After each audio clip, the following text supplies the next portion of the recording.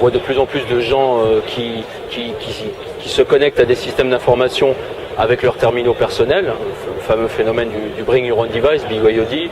On voit tout type de smartphones, de tablettes arriver en entreprise. C'est un vrai casse-tête à gérer, hein, entre la multiplicité des différents systèmes d'exploitation, les besoins aussi de sécurité qui sont très variables d'une entreprise à l'autre, et le manque d'offres côté fournisseur, ça pose pas mal de problèmes. Mais au-delà de la mobilité, il y a aussi toutes les problématiques connexes comme l'identité. Aujourd'hui, on veut accéder à des applications depuis un smartphone qui sont soit dans l'entreprise, soit dans un cloud. Sans faire de la promotion de certains systèmes. On a beaucoup de nos clients, par exemple, qui utilisent des offres cloud de type Salesforce, de type Google Apps, Microsoft 365, et aussi bien des systèmes qui sont dans leur entreprise. Du coup, la difficulté que rencontrent nos clients, par exemple, c'est arriver depuis leur smartphone à s'identifier sur tous ces systèmes, à gérer l'identité de manière homogène. Et aujourd'hui, on commence à avoir beaucoup de demandes de nos clients pour proposer ces solutions de fédération d'identité, de gestion des accès d'utilisateurs nomades et ultra-nomades. Donc c'est une vraie tendance de fond, oui.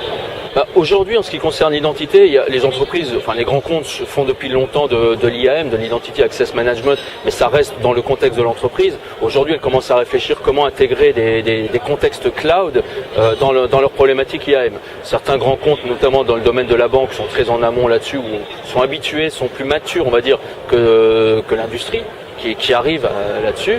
Et par contre, je dirais sur la gestion des devices mobiles, là tout le monde est à peu près au même niveau.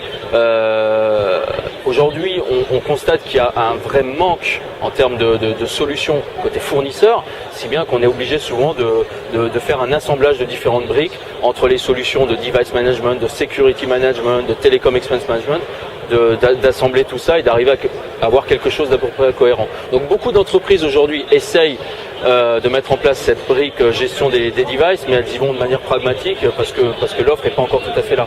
Moi, je suis ni pro ni anti open source. Je tiens déjà à le préciser, parce que en matière d'open source, je vois souvent des gens qui ont des positions très tranchées. Il y a les ayatollahs d'open source qui ne jurent que par l'open source, et à l'opposé, les gens qui préfèrent des solutions commerciales. Moi, mon observation, c'est que je n'ai pas vu tellement de solutions open source sur la partie gestion des devices. Sur l'identité, on voit quelques briques apparaître. Maintenant, ma position, c'est que c'est des solutions tellement structurantes que, en termes de support, d'accompagnement, je suis un peu sceptique par ce que j'ai vu en open source aujourd'hui. Ça n'engage que moi et pas mon employeur. Donc j'aurais tendance à préférer des solutions plus packagées, plus industrielles et commerciales que des solutions open source qui sont très très jeunes sur ce créneau-là aujourd'hui. Justement, quand on parle de BYOD, c'est un problème qu'on voit. Là, on n'est plus dans le technique, on rentre dans le juridique. Et une des demandes qu'on voit apparaître et sur lesquelles on a des difficultés à trouver des solutions, c'est justement la capacité à faire de la ségrégation de données entre les données personnelles et professionnelles. Donc on commence à voir différentes technos apparaître, de la containerisation, de la virtualisation, je ne vais pas rentrer dans les détails, mais derrière ça demande aussi déjà un certain niveau de maturité de l'utilisateur et de la gestion de ces données. Il faut être capable de différencier ce qui est données personnelles, professionnelles, avoir des politiques de sécurité différenciées, des contrats différenciés. Donc une entreprise peut très bien agir sur les données professionnelles d'un utilisateur, tout comme elle le ferait sur son PC, intervenir à distance pour restaurer des données ou effacer. Par contre, il faut être sûr qu'elle ne va pas interférer sur les données purement personnelles. Quand on a des carnets d'adresses qui sont partagés, là ça commence à être un petit peu problématique et aujourd'hui il n'y a pas de solution miraculeuse. C'est vrai qu'à l'image du chiffre d'affaires de tout ce que fait Orange, c'est une goutte d'eau. Maintenant il faut savoir qu'il y a une étude qui est publiée sur les assises par un cabinet qui s'appelle PAT, Pierre Audouin Consulting, qui établit qu'Orange est le premier fournisseur de solutions de sécurité en France, en se basant sur le chiffre d'affaires. Il faut savoir qu'en chiffre d'affaires, sans rentrer dans des détails parce qu'on communique de manière globale, mais on fait plus de 100 millions d'euros de chiffre d'affaires en sécurité. D'un point de vue historique, c'est vrai que beaucoup des solutions de sécurité d'Orange sont très adhérentes au cœur de métier, c'est-à-dire au réseau, à la mobilité. Beaucoup de nos solutions, c'est de la protection d'infrastructures en mode intégré ou managé, donc du firewall, de l'antivirus, de l'IPS, du WAF, toutes ces technos barbares qu'on connaît bien depuis quelques années.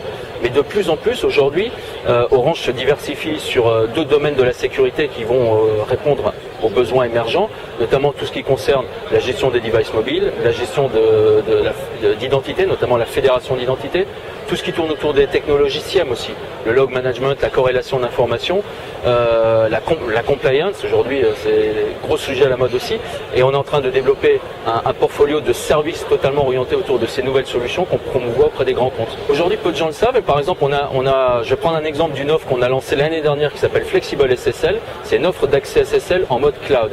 C'est une première mondiale, je tiens à le préciser, on a été le premier opérateur au monde devant beaucoup d'Américains même à lancer cette offre. L'idée c'est de promouvoir une solution en mode totalement cloud, c'est-à-dire avec une notion de facturation à l'usage. Le cloud, c'est pas simplement je fais du service managé, ça on le fait depuis longtemps et très bien, mais c'est qu'en plus, nos clients qui utilisent ce service accèdent au travers d'un portail et provisionnent en temps réel via une interface dynamique le nombre de sessions simultanées qu'ils veulent. C'est interfacé avec les systèmes de facturation et autres, et les clients sont facturés en temps réel des besoins en fonction de ce qu'ils ont consommé. Donc tous les mois, en fonction du nombre de sessions SSL, d'accès SSL qu'ils ont provisionné, ils ont une facture qui peut soit augmenter, soit diminuer. Ça, c'est du cloud.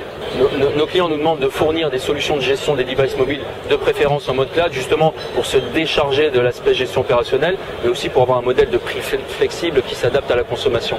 Ça, c'est déjà beaucoup plus compliqué à mettre en œuvre parce que ça demande aussi de revoir, ne serait-ce que les schémas de licence logicielle qui sont utilisés derrière. Donc il y a beaucoup de négociations en cours avec les fournisseurs du marché. Qui sont plus ou moins ouverts à la discussion pour pouvoir faire évoluer les modèles de licence. Le principe du cloud, ce qui est intéressant, c'est que, en effet, les solutions peuvent augmenter au fil du temps, comme vous le dites, mais elles peuvent aussi diminuer. Moi, je prends souvent, et j'ai vécu plusieurs fois ce genre de situation, des entreprises qui fusionnent ou au contraire qui splitent, qui font scission. On se retrouve rapidement des fois à devoir déprovisionner ou modifier un nombre de sessions simultanées, un nombre d'utilisateurs qu'on gère, et les infrastructures cloud pour ça sont idéales, dans la mesure où on peut très rapidement ajuster à la baisse une infrastructure et donc anticiper aussi tout problème budgétaire qu'on pourrait avoir autour de ça.